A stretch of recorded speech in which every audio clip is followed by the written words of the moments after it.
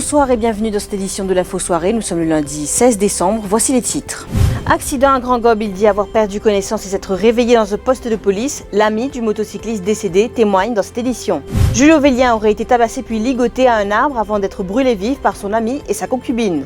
Les assises de l'environnement, un plan directeur présenté par le Premier ministre aujourd'hui. Sport, Maurice affrontera les Comores dans le tournoi féminin des moins de 17 ans de football de l'Union des fédérations. La route a fait sa 137e victime aujourd'hui. Akhilesh Bhupendra, âgé de 24 ans, était à moto hier quand il a fait une sortie de route avant de percuter un mur. Son ami était passager au moment de l'accident et a lui reçu des soins à l'hôpital. Ayush Subone affirme avoir perdu connaissance puis s'être réveillé au poste de police sans même savoir que son ami était décédé. Hier, j'ai divorcé les 15. Moi, avec mon camarade Akhilesh, le chal Bolamir, avec mon camarade.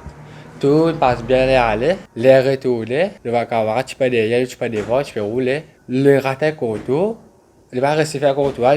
Il a le droit de la cour du bout. Il bat sur tout, sur barrage. Et là, il perd connaissance, mais il va perdre connaissance. Ce qui est arrivé, comme il levé, moi, je suis dans la station. Là, je ne connais pas mon camarade Akhilesh, il est décédé. Là, comme il rentre la case, il est décédé. Là, matin, l'école veut dire, il a dit dans le terrain. Ça a beaucoup comme il dit. Moi, j'attends un camarade pour aller voir. Moi, je suis blessé de vos. Je regarde vos endos, un coup. Puis de vos épaules, les autres déplacés, tu vas faire escrit. Julio Vélien a été tabassé puis enveloppé dans un matelas avant d'être brûlé par son ami et sa concubine sur la plage de Sable Noir. Selon nos informations, Jordan Gajador, 22 ans, n'aurait pas apprécié que Catherine Antoine, 38 ans, se fasse tabasser par la victime. Julio Vélien venait tout juste d'apprendre que sa concubine le trompait avec le jeune homme de 22 ans. C'est à ce moment-là que le drame s'est produit.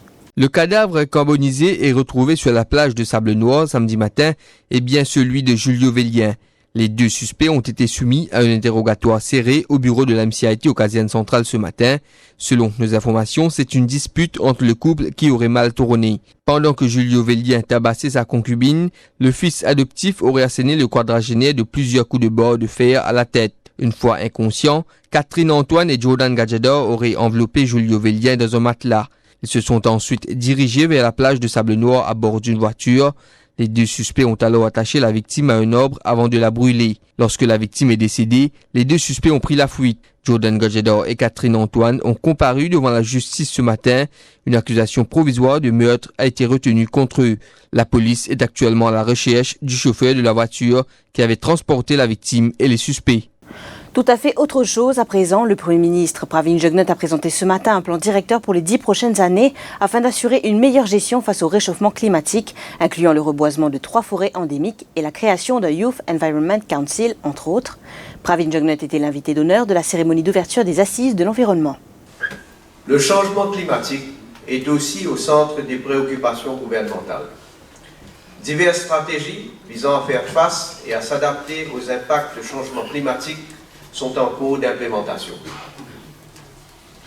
La concrétisation du métro express est un premier pas vers un mode de transport plus propre et durable pour les citoyens.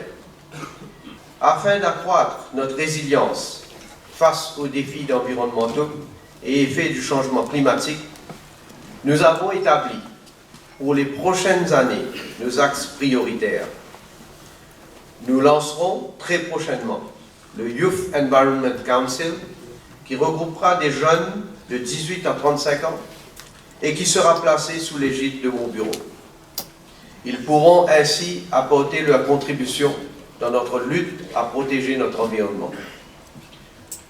Nous redoublons nos efforts afin de rendre notre île plus propre.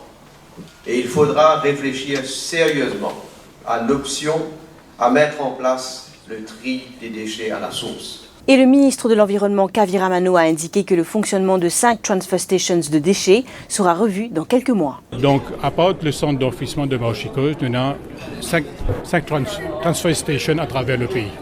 Ça va nous passer au pays par rapport avec ce transfer station.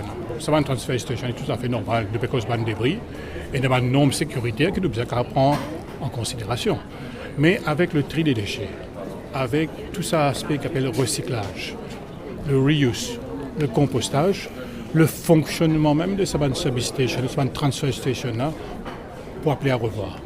Donc, anticipation de quelques semaines, de quelques mois, nous pouvons venir avec toute une série d'organisations, de réorganisations à travers de tout ce transfer station. Restez avec nous, nous nous retrouvons après cette courte page de pub.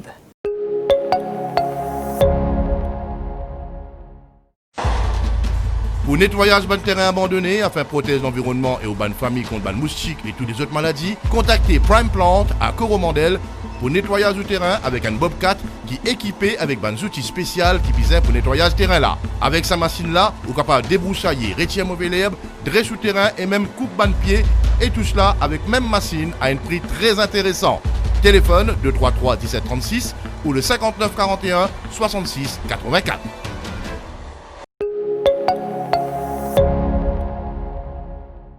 Pravesh Sukai est accusé d'avoir abusé de sa position pour fausser ses fiches de paye, de même que celle de ses 3 présumés complices. L'ancien Chief Financial Officer du Sugar Investment Trust a été arrêté une nouvelle fois pour blanchiment d'argent. Au total, de mars 2015 à janvier 2017, Pravesh Sukai a gonflé son salaire personnel de l'ordre de 4,1 millions de roupies. C'est suite à un article du Défi Plus paru en septembre 2017 que l'ICAC avait ouvert une enquête. Les 4 individus ont été arrêtés ce matin sous une accusation provisoire de blanchiment d'argent et ont comparu devant les tribunaux de Port-Louis de Pamplemousse. Le mercure continue de grimper et la consommation d'électricité aussi. Les derniers chiffres du Central Electricity Board indiquent une pointe de 507 MW. Siti Naidoo, son chairman, attribue cette hausse à la forte consommation de climatiseurs et de ventilateurs. La pointe de 2018 à 2019 finit une augmentation de consommation. En décembre 2018, nous étions 468,2 MW à pointe et en janvier de cette année-là, nous passe la barre de 491 MW. Et nous trouvons en décembre, le 10 décembre, 14h, nous passe la pointe de 507,2 MW. Ça veut dire un all-time ISP qui nous réalisait à Maurice. Nous réalisé avec la météo. PFSO et limite bien sûr augmentée et qui drive la consommation là, c'est l'utilisation surtout de climatiseurs dans les heures du bureau. Un mot de musique à présent. Les amoureux de répertoire classique auront le plaisir de découvrir ce jeudi à 18h le concert de récital de Noël Jingle Bells au Coda Art Center, un concert en collaboration avec des musiciens de l'orchestre britannique, le Praise Factory Contemporary Orchestra. L'équipe du Douche-Tag Production sera également de la partie. Ceux ayant la nostalgie de la fête de Noël pourront profiter au maximum de ces représentations. Ligue des Champions, le tournoi féminin de l'Union des fédérations de football de l'océan Indien se poursuit avec les moins de 17 ans. Maurice affrontera les Comores demain à 10h au stade Saint-François-Xavier après une défaite contre La Réunion. En match d'ouverture, vendredi, les Mauriciennes tenteront de renverser la vapeur. Ce qui nous amène à la fin de cette édition de l'Info Soirée. Merci de l'avoir suivi. Bonne soirée. L'info en continu sur le www.defimedia.info.